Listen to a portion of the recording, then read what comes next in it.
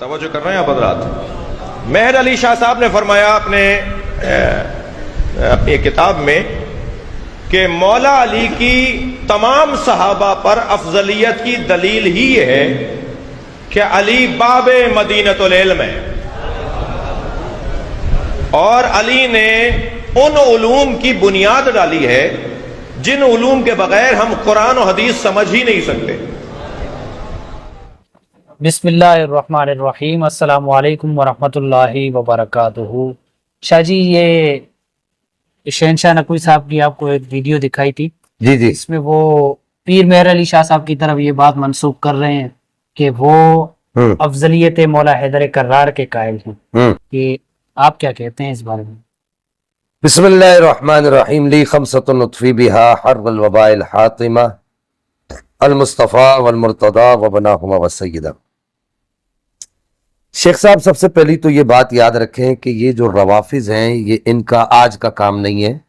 ہم نے اپنی گزشتہ گفتگو کے اندر بھی آپ پہ باور کرایا تھا کہ ہمارے محدثین نے، یعنی ہمارے بزرگوں نے اپنی کتب کے اندر یہ واضح طور پر لکھا ہے کہ جو روافظ ہیں ان کا شروع سے یہ طریقہ چلا آ رہا ہے کہ یہ اپنے عقیدوں کو، اپنی باتوں کو اہل سنت کے اوپر تھوپتے ہیں، صحیح، اور جھوٹ تو ان کے ہاں دین کا تقیہ جس کو یہ کہتے ہیں وہ دین کا اہم ترین فرض ہے، رکن ہے دین کا۔ صحیح، اور رکن جو ہوتا ہے وہ فرض کے درجے میں ہوتا ہے، یطلق الرکن علی الفرض و یطلق الفرض علی الرکن، یہ قاعدہ ہے۔ تو یہ کیا کرتے ہیں کہ اپنی باتوں کو اہل سنت کے کھاتے کے اندر ڈالتے ہیں، اپنی کتابوں کی باتوں کو کہتے ہیں کہ جی اہل سنت کی کتاب کے اندر لکھی ہوئی ہے۔ تو شاہ عبدالعزیز محدث دہلوی نے تحفہ اثنا عشریہ کے اندر جہاں پر روافظ کی دیگر باتوں کا ذکر کیا ہے، وہاں پر شاہ عبدالعزیز محدث دہلوی رحمہ اللہ نے یہ بھی فرمایا ہے کہ یہ ان کا پرانا طریقہ ہے، یہ کوئی ان کا نیا طریقہ نہیں ہے، یہ شروع سے ایسا کرتے چلے آ رہے ہیں۔ صحیح۔ اب رہی یہ سٹیٹمنٹ جو آپ نے سنی، آپ نے بھی سنی اور ناظرین آپ نے بھی سنی ہے شہنشاہ نقوی صاحب کی، کہ تو یہ سفید جھوٹ ہے کہ وہ کہہ رہے ہیں کہ مولا کائنات مولا مرتضیٰ کرم اللہ وجہ الکریم کی افضلیت کے لیے سارے صحابہ سے افضل ہے، بالعموم اور بالخصوص شیخین کریمین سے افضل ہے مولا کائنات۔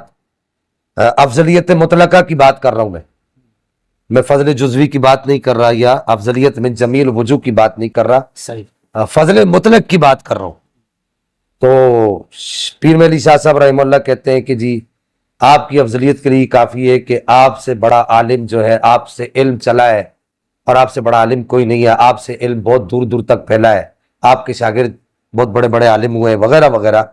تو پہلی بات تو یہ کہ پیر مہر علی شاہ صاحب رحمہ اللہ نے اپنی پوری کتابوں کے اندر، میرے پاس یہ آپ کے سامنے یہاں لائبریری کے اندر، ہمارے گھر پہ بھی آپ دیکھ کر آئے ہیں، لائبریری میں پیر مہر علی شاہ صاحب رحمہ اللہ کی تمام کتب موجود ہے، پرانی والی۔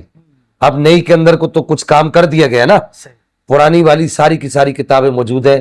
پیر مہر علی شاہ صاحب رحمہ اللہ کی اس طرح کی کوئی بھی اسٹیٹمنٹ نہیں ہے، یہ پیر مہر علی شاہ صاحب رحمہ اللہ پر جھوٹ باندھا گیا ہے، اور یہ بالکل ویسے ہی ہے جس طرح تہمت لگانے والے پر جو حد قائم ہوتی ہے شرعی طور پر، جو شریعت مطالعہ نے اس کی حد مقرر کی، اس کی سزا مقرر کی ہے، یہ بالکل وہی شریعت مطالعہ کا فیصلہ ان پر صادر ہوگا۔ صحیح۔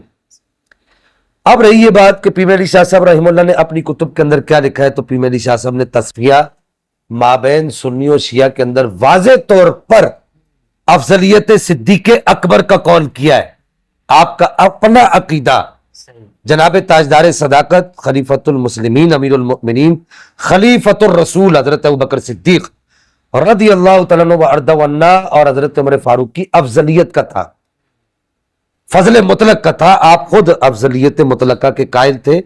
تصفیہ مابین سنی و شیعہ کے اندر آپ نے دو جگہ پر اس کا ذکر کیا ہے، ایک ابو بکر بن عیاض سے ذکر کیا، اور ایک آگے چل کے آپ نے شاہ ولی اللہ محدث دہلوی سے صفحہ نمبر 43 پر اغلباً آپ نے اس بات کا ذکر کیا ہے کہ آپ نے فرمایا کہ حضرت ابوبکر صدیق بشمول صحابہ والے بیت سب سے افضل ہے۔ اور پھر اس کے بعد پیر نصیر الدین نصیر صاحب نے بھی اپنی کتاب، ایک کتاب کے اندر جو ہے وہ اس بات کا اظہار کیا ہے کہ حضرت ابوبکر صدیق کا جو ایمان ہے، دو لفظی جو آپ کی جو تصدیق ہے، یہ پوری دنیا کے انسانوں اور پوری دنیا کے مسلمانوں بشمول صحابہ والے بیت، یہ ان کے الفاظ ہیں، یہ ان سے بھاری ہے۔ یہ پیر نصیر الدین نصیر صاحب کے یہ الفاظ ہے، اور پھر اس کے بعد پیر صاحب کا اپنا جو موقف ہے. جی فتاوی میریہ شریف کے اندر آپ کا جو مصدقہ جو فتویٰ ہے صفحہ نمبر 242-43 کے راؤنڈ اباؤٹ آپ کا مصدقہ فتویٰ ہے. آپ نے کہا کہ یہ روافظ کا عقیدہ ہے, افضلیت حیدر کرار بر شیخین. فرمایا یہ اہل سنت کا عقیدہ نہیں ہے, یہ روافظ کا عقیدہ ہے. صحیح تو یہ پیر مہدی شاہ صاحب پر سفید جھوٹ ہے. بالکل. اس کے بعد یہاں پر ایک بات اور عرض کرنا چاہوں گا کہ انہوں نے علم کے اعتبار سے یہ بات کی ہے, تو علم جو ہے یہ فضل جزوی ہے. اہل سنت کے علماء کی تحقیقات کے مطابق قرآن و حدیث اور تفاسیر کی جو روشنی سے جو آخری جو فیصلہ نکلتا ہے وہ یہ نکلتا ہے کہ علم, نسب اور اس کے بعد جہاد یہ سارے کے ساری جزوی فضائل ہے, یہ فضل کلی نہیں ہے. صحیح. تو یہاں پر اگر پہلے تو ایسی بات ہے ہی نہیں, پر سبیل تنزل اور بر سبیل تسلیم اگر اس کو مان بھی لیا جائے تو یہ پیر مہدی شاہ صاحب رحمہ اللہ کی جانب یہ فضل کلی کی بات نہیں ہے, یہ فضل جزوی کی بات ہے. تو میں کہوں گا شہنشاہ نقوی صاحب سے کہ آپ اپنی مجالس کے اندر اپنے ہی مجتہدین کو بیان کریں خدا کے لیے. ہمارے علماء, ہمارے مشائخ, ہمارے محدثین اور ہمارے علماء کے سر کے اوپر جھوٹ نہ باندھیں.